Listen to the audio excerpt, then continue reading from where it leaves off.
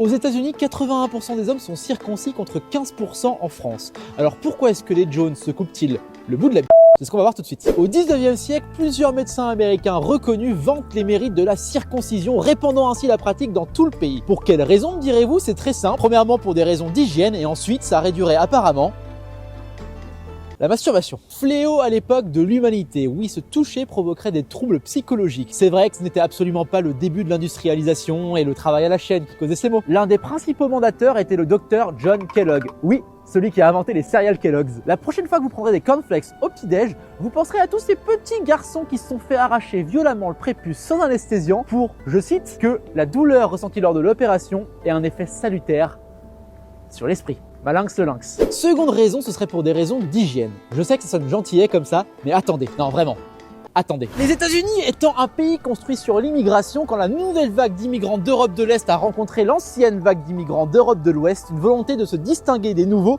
est apparue.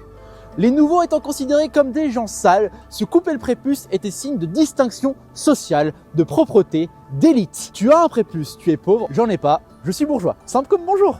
Depuis, la tradition se perpétue sans qu'on sache le pourquoi du comment, même si des études récentes ont prouvé que se couper le prépuce limiterait le risque d'infection. Voilà, tu te coucheras moins con.